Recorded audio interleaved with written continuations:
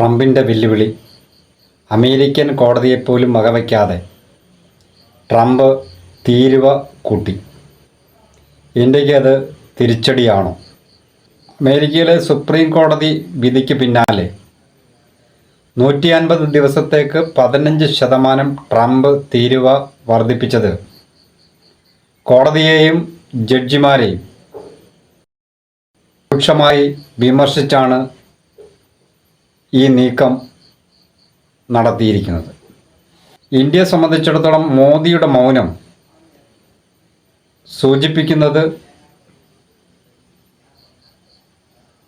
ഗ്രാഫിക്സിൽ പക്ഷേ ഇന്ത്യ എവിടെ? മോദി അമേരിക്കയ്ക്ക് മുന്നിൽ കീഴടങ്ങിയെന്നാണ് പ്രതിപക്ഷ രാഷ്ട്രീയ കക്ഷികളെല്ലാം പറയുന്നത്. നമ്മുടെ കയറ്റുമതി മേഖല തകരുമ്പോഴും കേന്ദ്രം മൗനത്തിലാണ്. ഫെബ്രുവരി 24 മുതൽ പ്രാബല്യത്തിൽ വരുന്ന ഈ തീരുവ വർധനവ് ഇന്ത്യൻ വ്യാപാരികളെ എങ്ങനെയാണ് ബാധിക്കുക? കേന്ദ്രത്തിൻ്റെ അടുത്ത നീക്കം എന്താണ്? തീർച്ചയായിട്ടും ഇന്ത്യയുടെ വ്യാപാര കയറ്റുമതി രംഗങ്ങളിൽ ഇത് കാര്യമായി ബാധിക്കുമെന്നുള്ളതിൽ യാതൊരു തർക്കവുമില്ല. ഇന്ത്യയുടെ GDP-യുടെ കാര്യത്തിലും ഇന്ത്യയുടെ കയറ്റുമതി കാര്യത്തിലും ഒക്കെ ഇന്ത്യ ഗവൺമെൻറ് സ്വീകരിച്ചു കൊണ്ടിരിക്കുന്ന ഈ സമീപനം ദൂരവ്യാപകമായ പ്രത്യാഘാതം ഇന്ത്യയിലുണ്ടാക്കും.